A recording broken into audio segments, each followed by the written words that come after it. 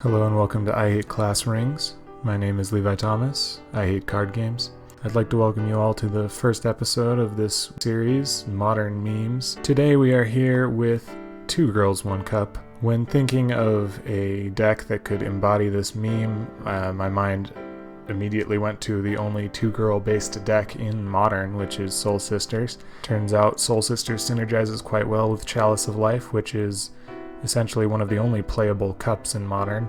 This is a bit different than the stock Soul Sisters list. We still have our 8 Soul Sisters in the Attendants and the Wardens, and our Sarah Ascendant Ajani Pridemate package. However, we're running the Martyr of Sands to just really jump us up to 30 life as quickly as possible for Chalice of Life to work. In addition, Squadron Hawk helps boost that. We have our 4 Path to Exile as normal. This deck, however, is running an infinite combo. That infinite combo is Leonin Relic Warder and Phyrexian Metamorph. So the way that this combo works, for those of you who are unfamiliar, you start off with Relic Warder, and then you have a Metamorph come in as a copy of the Relic Warder. Because it's an artifact, it can exile itself using the Warder trigger. And then once it exiles itself, the second Warder ability comes into play where it brings itself back, and so you have an infinite number of Enter the Battlefield triggers, which means with one of our Soul Sisters you have infinite life, which is pretty useful in this deck. So best case scenario, we get infinite life and drink deep from the Chalice, and worst case scenario, we do what they did in the Two Girls, One Cup video and just eat shit. Anyways, let's get to the games. Victim of Night. Okay, so he's playing... It's probably Mono Black Devotion or something silly.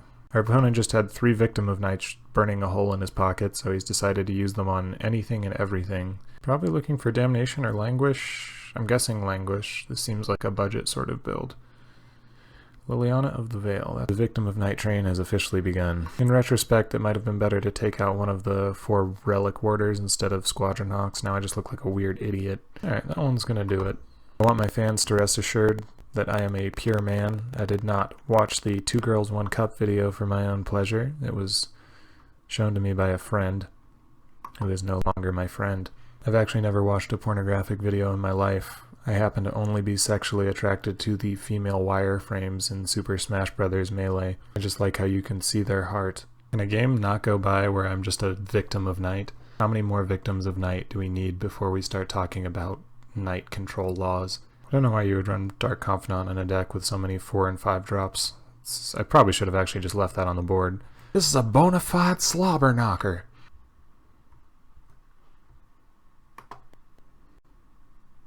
Hopefully this cuts my frame rate down.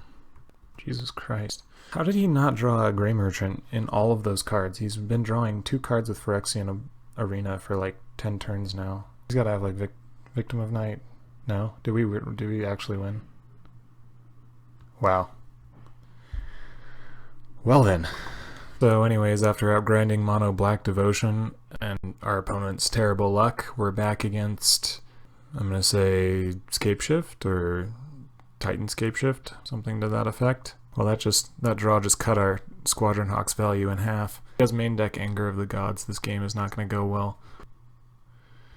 Oh, there's that main deck Anger of the Gods I was talking about. So, growing up, I've always been a big fan of Looney Tunes. Like, they're kind of just what I grew up on. Bugs Bunny's voice actor's name is Mel Blanc. I love Mel Blanc, one of my personal heroes. But I have to say, I think the Tasmanian Devil has to be one of his laziest characters that he's ever produced. I just imagine they were in the recording booth and Mel Blanc just came in and he had like a hangover or something. And they were like, Mel, we need a voice for this new character. And they're like, his name's the Tasmanian Devil. He spins around and he's a wild kind of guy. He's really gets up to no good. And they're like, what you got for us? And he was like, all right, how about this? And he was just like, and then they're just like, it's genius, Mel. You did it again. He's going to try and start whittling me down to Scapeshift range. Okay. I've never seen this card before in my life. How have I never seen this card? Or even heard of it, like, once? This feels like this is like the Bernstein Bears thing. I swear this card has never existed until just now. I live in the Midwest now, I guess, which means that I have to watch a lot of truck commercials. Pretty much every truck commercial is the exact same. It starts off with like that lumbering country beat that's like down, down, down, down, down, down, down, down. And then it's always some guy who's got like a tough accent. Kind of sounds like Sam Elliott a little bit. And he's just like, our new Ford F800 has the towing capabilities of a new tow truck that just got its wheels made out of steel. And guess what? This little beauty can tow your grandpappy's horses around. And then it's like, shows the car and it's just like driving up like a random dirt road.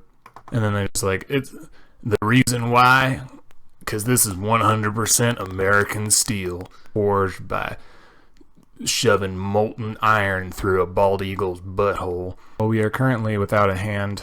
I feel sort of like Jaime Lannister, except without as much sister fucking. Krakatoa. This is actually a matchup where Chalice of Life plus Leyline might win us the game. Okay, there we go. Our opponent just wanted to draw that out as far as they possibly could. Fifth land, he actually... Oh my god, he has a tapped land. Whew, are we gonna get away with it? Somebody stop me! Man! Our opponent is finally putting us out of our misery here.